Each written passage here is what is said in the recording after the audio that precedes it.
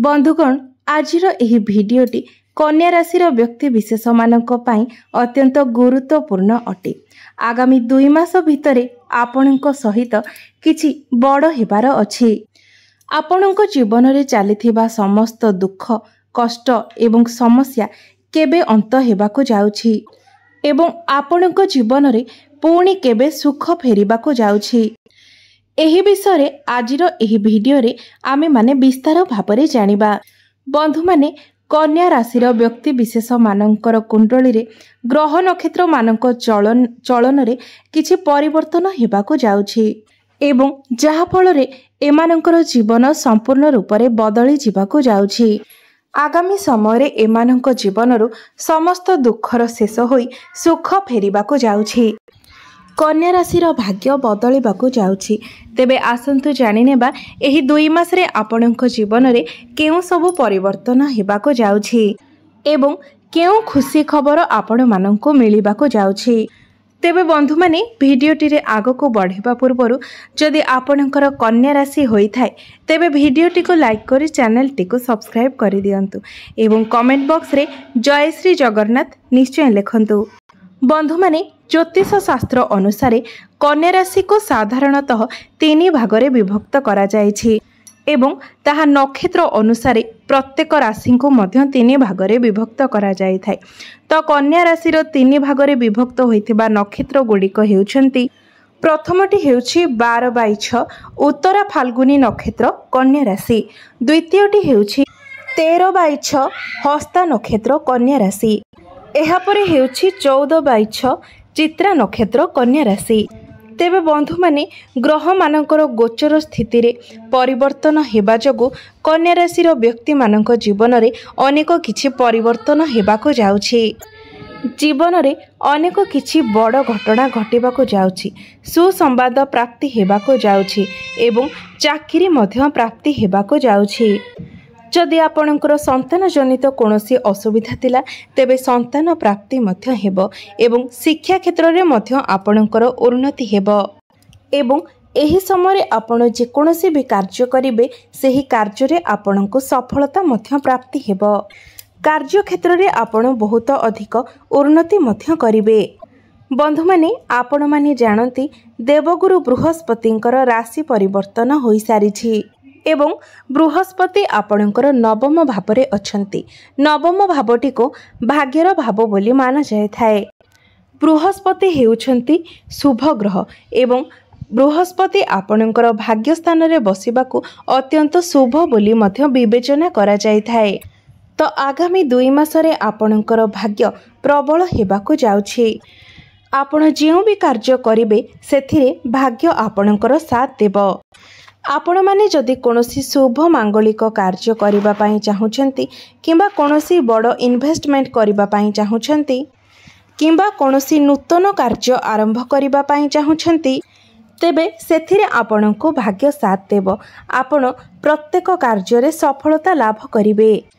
आपण एही समय मध्यरे कम परिश्रम रे अधिक फल प्राप्त करिवे। जेउठारे आपणकर 5 टंका रोजगार हेउथला सेठारे आपण निजर भाग्य बल रे 50 टंका मध्य रोजगार करि पारिबे।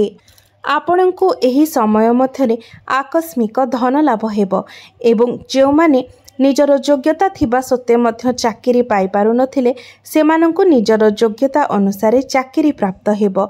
एहा छडा जेउ माने बेरोजगार थिले सेमानंकु कोनोसी ना कोनोसी स्रोतरु रोजगार मध्य प्राप्त हेबो।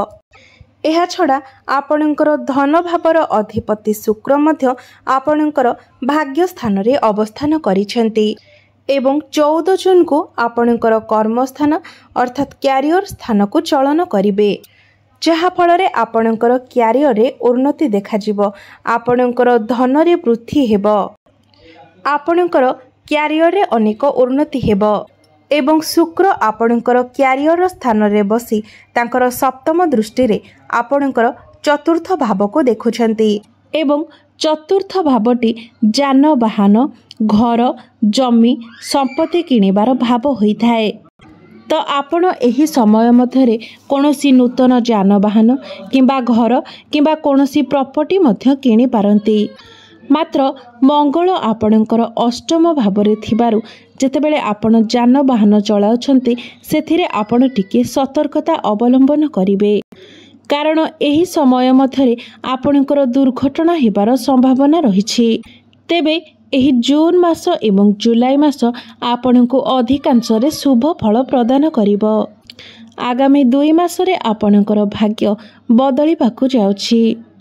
ଆପଣଙ୍କର ରାଶିର ଅଧିପତି ଗ୍ରହ ହେଉଛନ୍ତି ବୁଧ ଗ୍ରହ। ସେଥିପାଇଁ ଆପଣ ଅତ୍ୟନ୍ତ ବୁଦ୍ଧିମାନ ହୋଇଥାନ୍ତି ଏବଂ ଟିକିଏ ଚଞ୍ଚଳ ସ୍ୱଭାବର ମଧ୍ୟ ହୋଇଥାନ୍ତି। ବୁଧ ଆପଣଙ୍କର ଭାଗ୍ୟ ସ୍ଥାନରେ ଅର୍ଥାତ୍ ଆପଣଙ୍କର 9ମ ଭାବରେ ବୃହସ୍ପତିଙ୍କ ସହିତ ଅଛନ୍ତି, ଯାହାଫଳରେ ଆଗାମୀ 2 ମାସରେ ଆପଣଙ୍କର ବୁଦ୍ଧି ମଧ୍ୟ ପ୍ରଖର ହେବ ଏବଂ ଆପଣ ନିଜର ବୁଦ୍ଧି ବଳରେ ସମସ୍ତ କାର୍ଯ୍ୟକୁ ସୁଚାରୁ ରୂପରେ କରିବାରେ ସମର୍ଥ ହୋଇପାରିବେ। ଆପଣଙ୍କର କମ୍ୟୁନିକେସନ୍ ସ୍କିଲ୍ ବଢ଼ିବ। ଆପଣଙ୍କର କଥାବାର୍ତ୍ତାର ଶୈଳୀ ଦେଖି ଲୋକମାନେ ଆପଣଙ୍କ ଆଡ଼କୁ ଆକର୍ଷିତ ହେବାକୁ ଲାଗିବେ। ଶନି ଆପଣଙ୍କର 6ଠ ଭାବରେ ବିରାଜମାନ ଅଛନ୍ତି, ତ ଏହି ସମୟ ମଧ୍ୟରେ ଆପଣ ଋଣ ଦେଇପାରିବେ ଏବଂ ଋଣ ନେଇ ମଧ୍ୟ ପାରିବେ। ଏବଂ ଆପଣଙ୍କର ଯଦି କୋର୍ଟ କଚେରୀ ମାମଲାରେ ଆପଣଙ୍କର କୋର୍ଟ କଚେରୀ ମାମଲା ଚାଲିଥିଲା, ତେବେ ରାୟ ମଧ୍ୟ ଆପଣଙ୍କର ସପକ୍ଷରେ ଯିବ। ଆପଣ ସେଥିରେ ବିଜୟ ଲାଭ କରିବେ।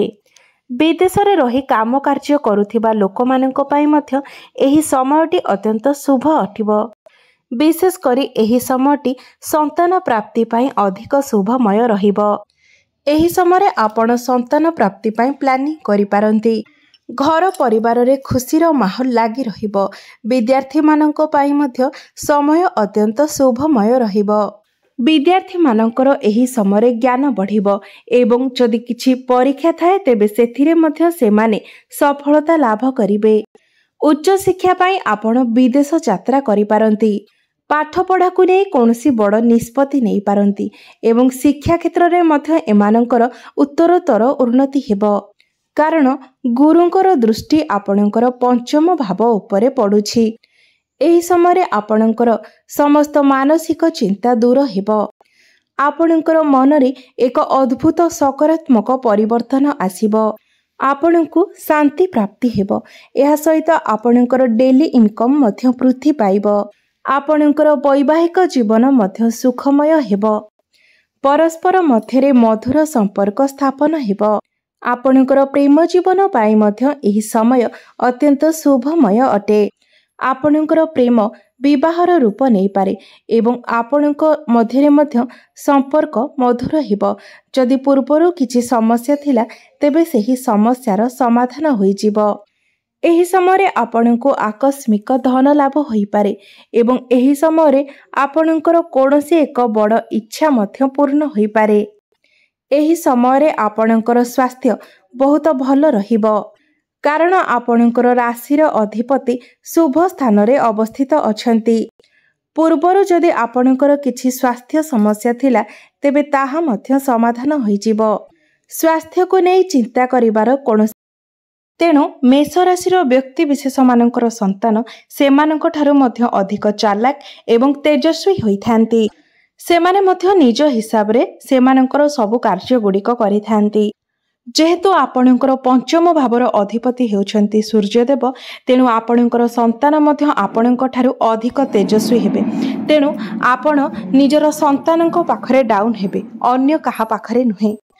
ଆପଣଙ୍କର ସନ୍ତାନମାନେ ଆପଣଙ୍କୁ ସର୍ବଦା ସମ୍ମାନ ଦେବେ, ମାତ୍ର ତାହା କେବେ ବି ସେମାନେ ବାହାରକୁ ଶୋ କରିବେ ନାହିଁ। ସେମାନେ ଆପଣଙ୍କର ସେବା ଶୁଶ୍ରୂଷା ମଧ୍ୟ କରିବେ ଏବଂ ପ୍ରତ୍ୟେକ କଥାରେ ସେମାନେ ଠିକ୍ ଭୁଲର ଡିସିସନ୍ ମଧ୍ୟ ଭଲ ଭାବରେ ନେଇପାରିବେ। ମାତ୍ର ପିଲାବେଳେ ସେମାନଙ୍କ ମଧ୍ୟରେ ଆପଣ ଟିକେ ଅଧିକ ଜିଦ୍ଦି ସ୍ୱଭାବ ଦେଖିବେ ଏବଂ ଖେଳକୁଦରେ ମଧ୍ୟ ସେମାନଙ୍କର ଟିକେ ରୁଚି ଅଧିକ ରହିବ। ତେବେ ଏବେ ଜାଣିବା ମେଷ ରାଶିର ବ୍ୟକ୍ତିବିଶେଷମାନଙ୍କର ବୈବାହିକ ଜୀବନ ବିଷୟରେ। ବନ୍ଧୁମାନେ, ଆପଣଙ୍କର 7ମ ଭାବ ହୋଇଥାଏ ଆପଣଙ୍କର ବୈବାହିକ ଜୀବନର ଭାବ ଏବଂ ଆପଣଙ୍କର 7ମ ଭାବର ଅଧିପତି ହେଉଛନ୍ତି ଶୁକ୍ର ଗ୍ରହ। ତେବେ ଯେହେତୁ ଆପଣଙ୍କ 7ମ ଭାବର ଅଧିପତି ଶୁକ୍ରଦେବ ଏବଂ ଆପଣଙ୍କର ରାଶିର ସ୍ୱାମୀ ମଙ୍ଗଳ ହୋଇଥାନ୍ତି, ତେଣୁ ଆପଣ ଆପଣଙ୍କର ଲାଇଫ୍ ପାର୍ଟନରଙ୍କ ମଧ୍ୟରେ ଟିକେ ମୁଡି ସ୍ୱଭାବ ଦେଖିବାକୁ ପାଇବେ। तांकर पसंद एवं आपणकर पसंद मध्यरे टिके तालमेल रहिबो नाही जहाँकि आपणको पसंद हेबो नाही। तेबे विवाहर 6-7 वर्ष मध्यरे आपणको भितरे एहिपरि किछि संपर्क रहि पारे, मात्र तापरे आपणको मध्यरे वैवाहिक जीवन धीरे धीरे मजबूत हेबाको लागिबो।